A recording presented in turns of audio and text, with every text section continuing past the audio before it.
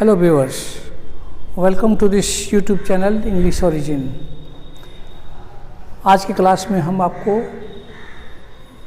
Sentence के सबसे अंतिम और सबसे इम्पॉर्टेंट हिस्से को समझाते हैं।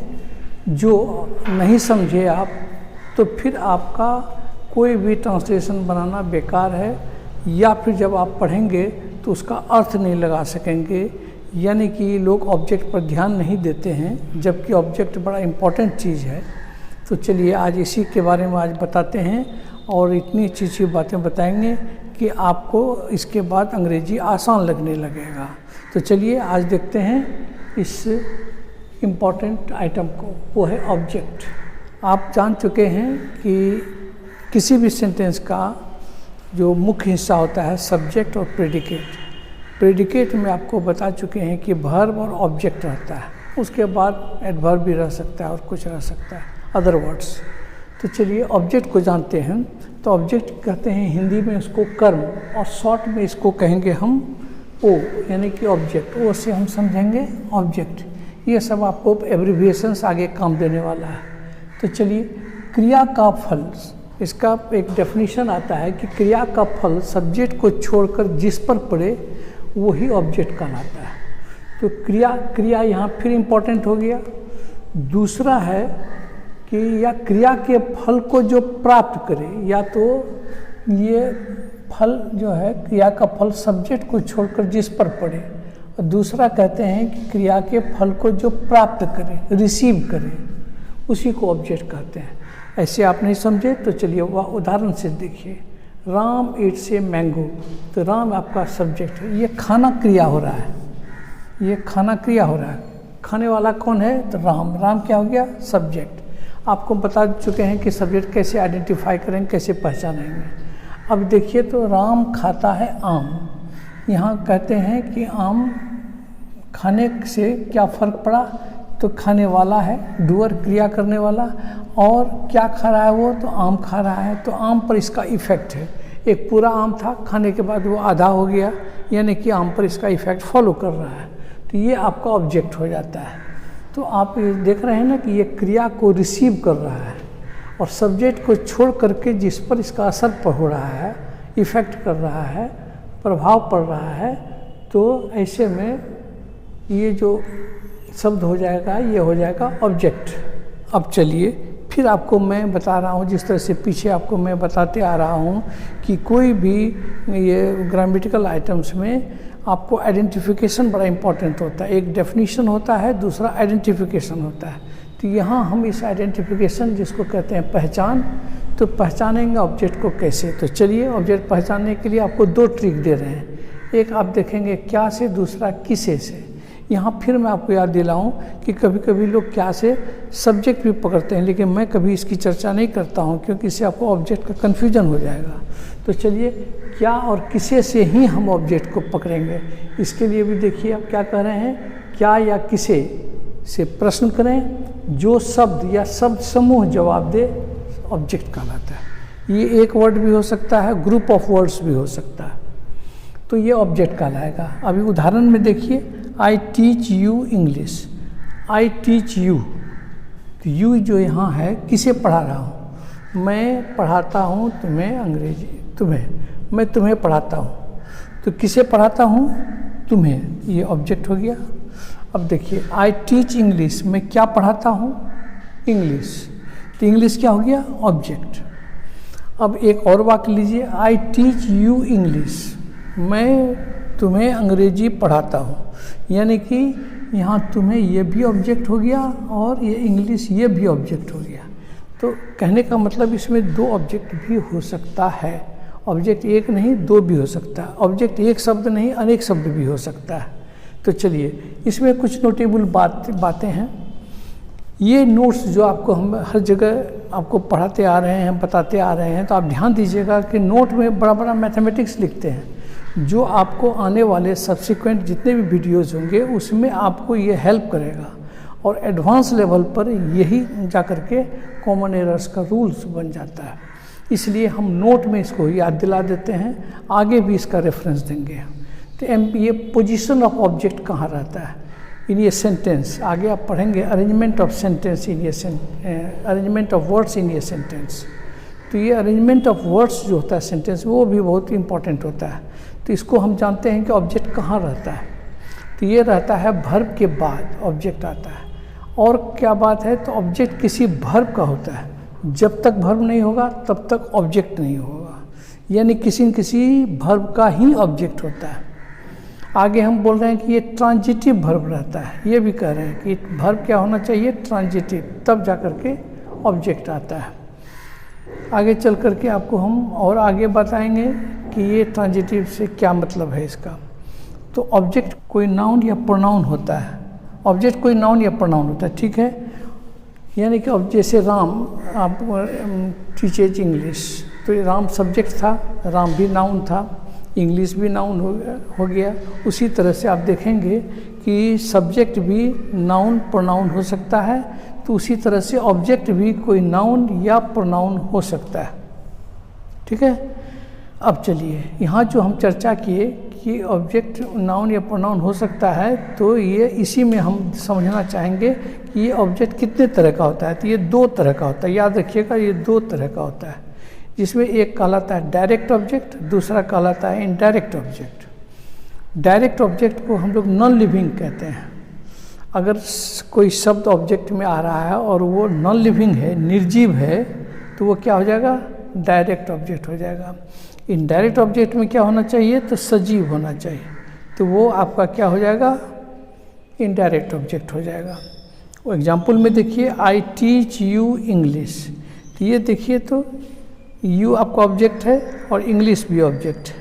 तो यू क्या है बोलिए, तो ये इनडायरेक्ट है क्योंकि ये सजीव है, आप व्यक्ति हैं तो आप यहाँ सजीव हो गए।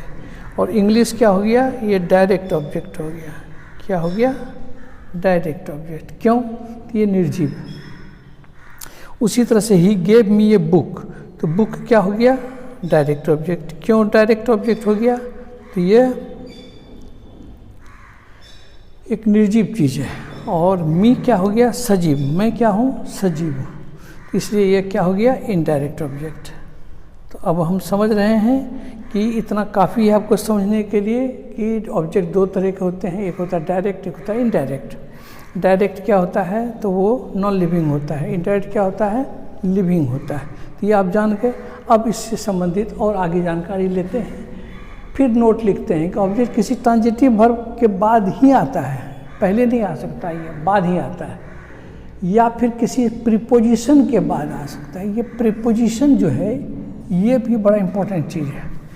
आप आगे चल कर के, मैं आज बता रहा हूँ फिर बताऊँगा कि प्रीपोजिशन के बाद जब भी कोई भी शब्द आता है तो उसका हैसियत हो जाता है ऑब्जेक्ट का। और ऑब्जेक्ट क्या हो सकता है, नाउन या प्रोनाउन हो सकता है, या नाउन इक्विवेलेंट हो सकता है। बात समझ गए, तो उसमें क्या क्या आएगा तो आगे दिखाते हैं आपको। जैसे ही टीचेज मी इंग्लिश, तो आप यहाँ देख रहे हैं टीचेज हमारा VT है, यहाँ भी ऑब्जेक्ट है, ये इनडायरेक्ट ऑब्जेक्ट है, ये डायरेक्ट ऑब्जेक्ट है। यहाँ देखिए ही टीचेज इंग्लिश टू मी, ये जो है प्रीपोजिशन है, प्रीपोजिशन के बाद जो आया तो ये भी ऑब्जेक्ट है, हाँ, और ये क्या हो गया, इनडायरेक्ट ऑब्जेक्ट। सेंटेंस लगता है ना लगभग एक तरह का, he teaches me English, he teaches English to me. तो इसमें अंतर क्या है, ये प्रीपोजिशन के बाद आया है। देखिए तो मी क्या ऑब्जेक्टिव केस में है, आप पढ़े होंगे, यानी कि ऑब्जेक्ट की हैसियत में है। ये प्रोनाउन है, पर्सनल प्रोनाउन है, इसीलिए ये ऑब्जेक्ट हो गया। और ऑब्जेक्ट में चूँकि सजीव है इसीलिए मी क्या हो जाएगा, इनडायरेक्ट ऑब्जेक्ट हो जाएगा। ये सब मैथमेटिकल है, मैं आपको बताया चुका हूँ कि सब समूचा अंग्रेजी बिल्कुल लॉजिकल है और मैथमेटिकल है। He talks to me in English, यहाँ देखिए तो टू के बाद फिर ऑब्जेक्ट आ गया, और इन इंग्लिश ये सब जो है ये क्या आ रहा है, प्रीपोजिशन के बाद आ रहा है। तो ये भी ऑब्जेक्ट है, ये भी ऑब्जेक्ट है, तो प्रीपोजिशन के बाद भी ऑब्जेक्ट आता है। ट्रांजिटिव वर्ब के बाद तो आता ही है। और जानिए, I showed him how to dance, ये आपका ऑब्जेक्ट है और ये भी ऑब्जेक्ट है, दो ऑब्जेक्ट है। अब यहाँ ध्यान से देखिए तो I showed him how to dance, ये क्या कहलाएगा मालूम है, ये 1 2 3 ये फ्रेज कहलाता है। ये क्या कहलाता है? तो ये फ्रेज है। ये कौन फ्रेज है? तो नाउन फ्रेज है। ये क्या है? Noun phrase. तो देख रहे हैं ना कि दो ऑब्जेक्ट हुआ, लेकिन ये फिर नाउन ही बनेगा। फ्रेज है लेकिन ये नाउन कहलाएगा। I asked him why he was annoyed. मैंने उनसे पूछा क्यों वो मुझसे नाराज़ है। तो ऐसे में देखिए तो ये समुच्चा यहाँ से यहाँ तक आपका क्या हो गया? ये भी ऑब्जेक्ट है, लेकिन ये क्या हो गया? नाउन क्लॉज हो गया। तो ये इसी को कहते हैं नाउन इक्विवेलेंट। अब आप ये समझ गए कि ऑब्जेक्ट किसी ट्रांजिटिव वर्ब के बाद ही आता है या फिर किसी प्रीपोजिशन के बाद ही आता है, तो ये भी समझ गए। अब चलते हैं, फिर इसमें नोटेबल बात है कि VT के बाद नाउन या प्रोनाउन या प्रीपोजिशन के बाद नाउन फ्रेज या नाउन क्लॉज या फिर नाउन इक्विवेलेंट ही आता है। ये सब आपको आगे चल करके काम आएगा। इसलिए मैं बार बार कह रहा हूँ कि your foundation must be rich enough to understand the advance course.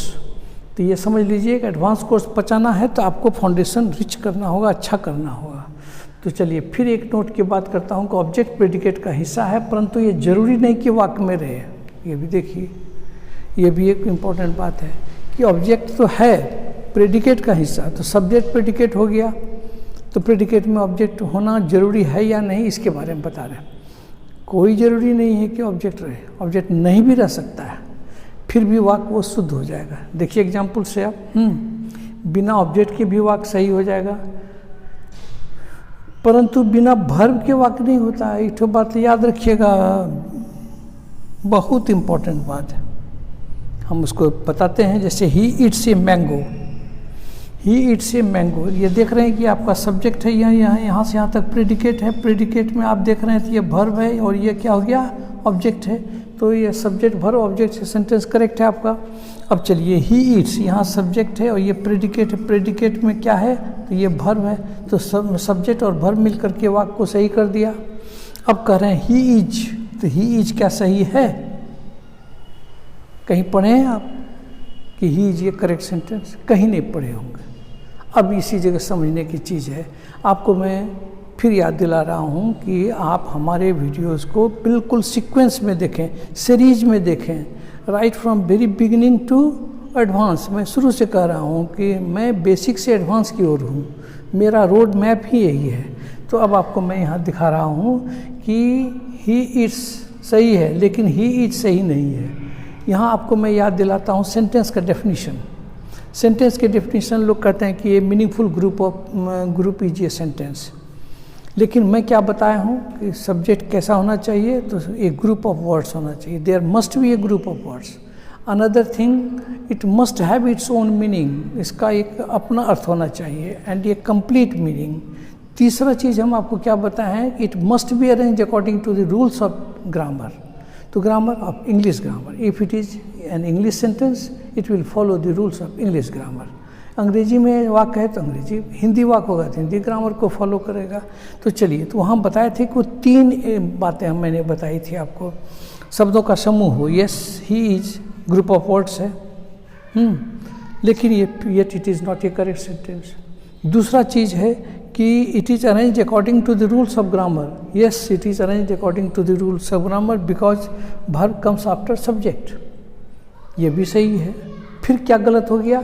तो it has got no fixed और कंप्लीट मीनिंग इटसेल्फ। ये अपने आप में पूर्ण वाक्य नहीं है, ये पूर्ण सेंस नहीं दे रहा है, इसका कोई अर्थ नहीं हो रहा है। इसलिए meaning is also very very important to complete a sentence. याद रखिएगा, मीनिंग भी आना चाहिए। हम राम आम कलम बोल देंगे, वाक्य नहीं हुआ। तो चलिए, he is not a correct sentence. अब इसी में हम अगर कह दें कि ही इज ए बॉय, तो अब सही हो जाएगा, ये सही हो जाएगा। या कह दें ही इज रिच, हम कह देते हैं ही इज रिच, अब ये सही हो जाएगा, सही हो गया। क्यों? इसका अर्थ हो गया, तो अर्थ भी होना चाहिए। ठीक है। अब ये सवाल उठता है कि ये जो रिच दिए, ये जो बॉय दिए, ये ऑब्जेक्ट है क्या? हाँ, यहाँ ध्यान दीजिए कि ये ऑब्जेक्ट नहीं है। यहीं ध्यान दीजिए कि ये ऑब्जेक्ट नहीं है। ये आया है लेकिन यहाँ ट्रांजिटिव वर्ब नहीं है इज, ठीक है, तब फिर इसको क्या कहेंगे? अगर ये ऑब्जेक्ट नहीं कहेंगे तो क्या कहेंगे? तो यहाँ देखते हैं ना, he is rich, sentence is correct. अगर मैं यहाँ पुलिस दे दें, सेंटेंस इज करेक्ट। या कहते हैं ही इज ए बॉय, ये भी करेक्ट। ये ऑब्जेक्ट नहीं, ये क्या कहलाता है? कॉम्प्लीमेंट। इसलिए हमने कहा कि ही इट्स ए मैंगो रॉन्ग है, ही इट्स सॉरी ये राइट है, और ये क्या कहे? ही इट्स, ये भी राइट है, लेकिन ही इज था वो क्या था? रॉन्ग था। ठीक है, ही इज रिच, ये सही हो गया, ही इज रिच, ये क्या हो गया? राइट हो गया। क्यों? ये मीनिंगफुल ग्रुप ऑफ वर्ड्स हो गया है, arranged according to the rules of grammar. तो मैं समझता हूँ कि आज मैं ऑब्जेक्ट का आपको बात समझ में आ गई होगी। तो अगर आपको ये मेरा वीडियो अच्छा लगा हो तो आप इसको शेयर कर दें, लिंक कर दें, और आपने थोड़ा सा अपना ओपिनियन, अपना जो फीडबैक है ज़रूर हमारे कमेंट बॉक्स में लिखें। हम आपके विचारों का स्वागत करते हैं और अपने आप को सुधारने का भी आपसे सहयोग चाहते हैं। Okay, thank you.